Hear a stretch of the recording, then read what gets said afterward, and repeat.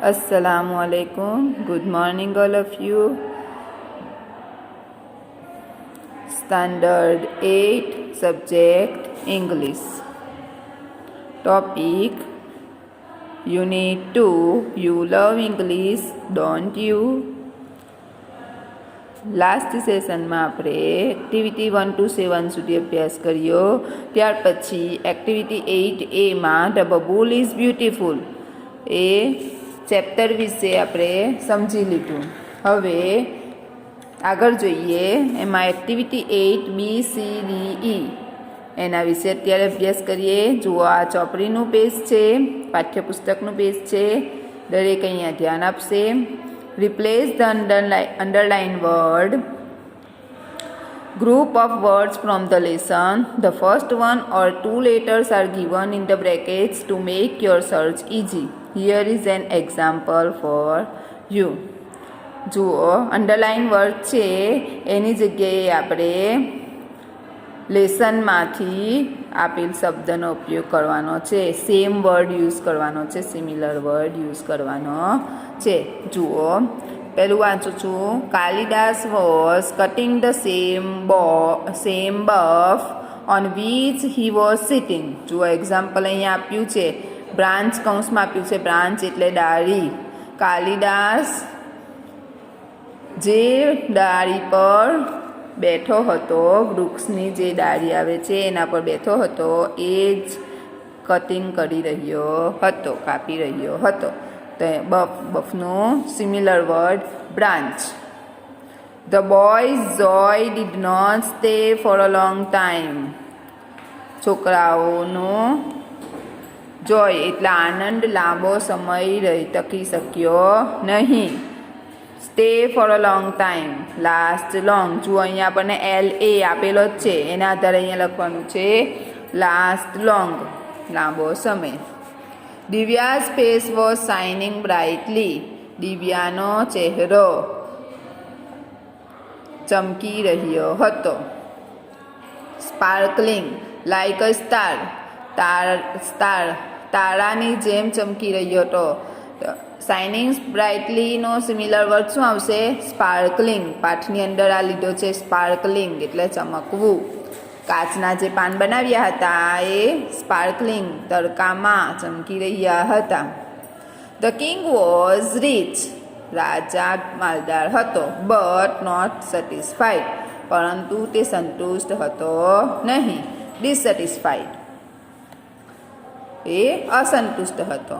The children pulled out, plucked the flowers from the garden.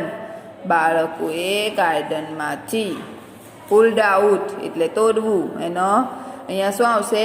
plucked. ગાર્ડનમાંથી ફૂલો તોડ્યા. The camel is an unattractive animal. ઊંટ એ અનાકર્ષક પ્રાણી છે. અગલી એટલે કદરૂપું પ્રાણી છે. આ એક્ટિવિટી તમારે નોટબુકમાં લખવાની છે. જુઓ, અહીંયા choose the correct option and fill in the blanks. સીમાં શું આપ્યું છે? સાચો વિકલ્પ પસંદ કરીને ખાલી જગ્યામાં જવાબ લખવાનો છે. જુઓ, પાઠ્યપુસ્તકમાં આ પ્રમાણે આપ્યું છે. હવે એના આન્સર મેં આ પ્રમાણે લખ્યા છે. દરેક અહીંયા ધ્યાન આપશે. તમારે આ જવાબ લખવાના છે નોટબુકમાં. Van Devi granted the wish and disappeared. અહીંયા આપણને બે ઓપ્શન આપ્યા છે, એમાંથી આપણે એક લખવાનું છે, ડિસએપિયર્ડ અને અપિયર્ડ. તો શું આવશે? ડિસએપિયર્ડ. વન ડેવીએ બબુલ ટ્રીની વિશ, ઈચ્છા પૂરી કરી અને અદૃશ્ય થઈ ગયા. The babul tree disliked its leaves. Like અને ડિસલાઇક. તો ડિસલાઇક આવશે કારણ કે બબુલ ટ્રીને એના પાન ગમતા ન હતા. ધ પીપલ કેમ and started plucking all the golden leaves. લોકો આવ્યા અને પ્લક એટલે તોડવું, સોનેરી પાંડા તોડવાનું શરૂ કર્યું. A man said. માણસે કહ્યું, I will sell the leaves and buy things for my family. માણસે કહ્યું કે હું આ બધા પાન વેચીશ અને મારા કુટુંબ માટે વસ્તુઓ ખરીદી લાવીશ. જુઓ, સેલ અને બાય આપ્યું છે તો આપણે અહીંયા બાય આવશે. બરાબર. નેક્સ્ટ જુઓ, the babul tree looked without the leaves attractive અને અગલી. બબુલ ટ્રી જ્યારે પાન વગરનું હતું, પાંડા વગરનું હતું, ત્યારે કેવું દેખાતું હતું? એટ્રેક્ટિવ નહીં, પણ શું લાગતું હતું? અગલી. અગલી એટલે કદરૂપું દેખાતું હતું. I don't want golden leaves, મને સોનેરી પાંડા જોઈતા નથી. ગ્લાસ લીવ્સ, કાચના પાંડા જોઈતા નથી. ઓર સોફ્ટ લીવ્સ, નરમ પાન પણ જોઈતા નથી. Said the babul tree. એટલે અહીંયા ખાલી જગ્યામાં સોફ્ટ આવશે.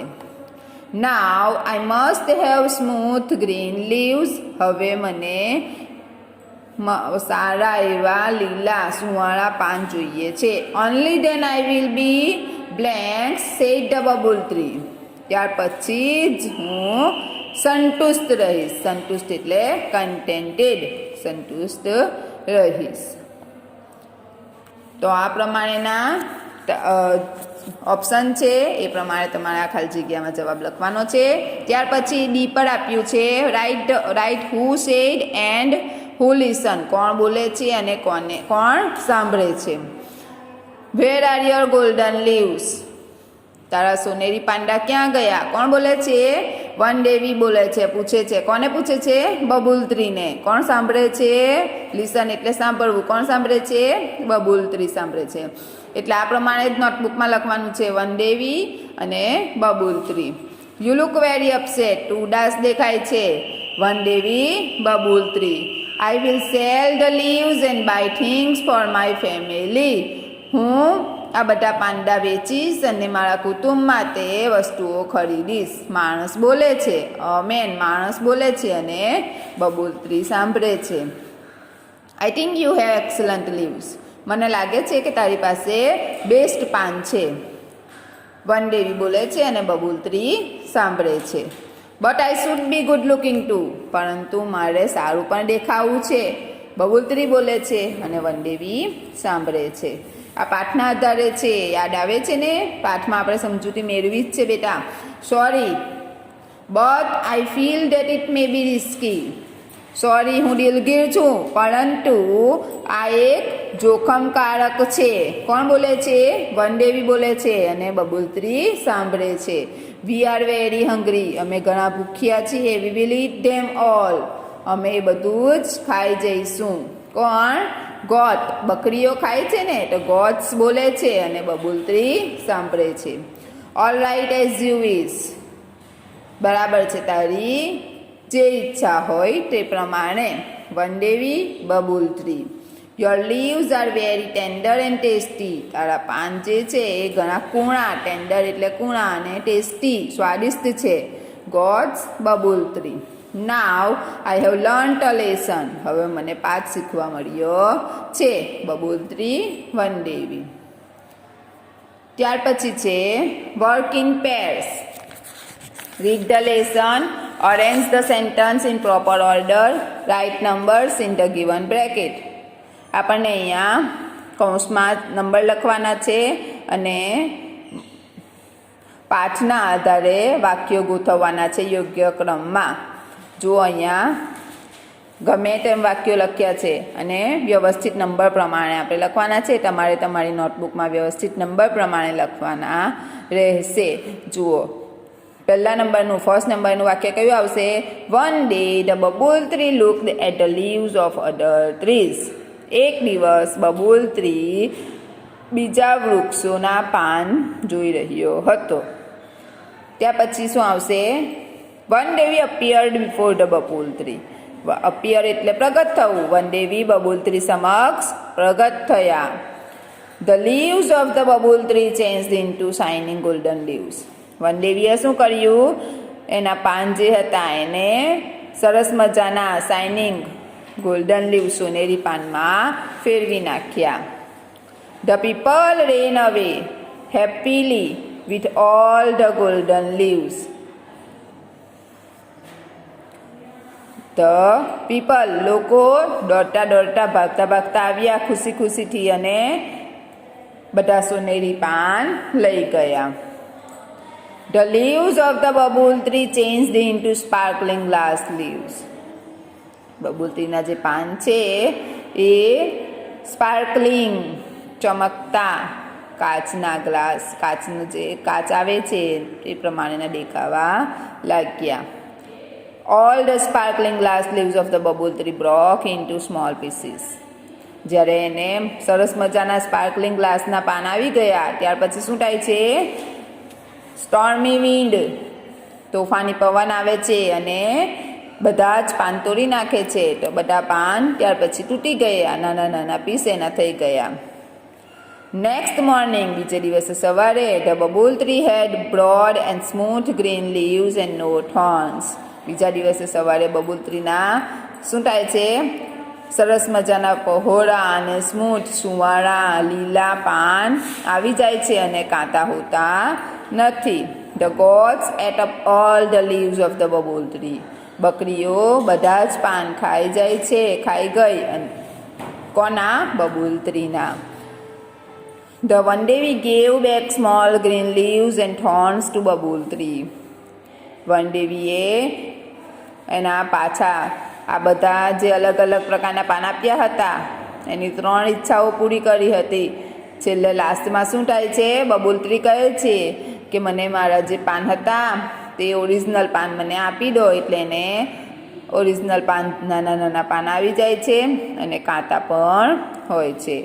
અને લાસ્ટ સેન્ટેન્સ છે the babul tree stood happily in its evergreen trees.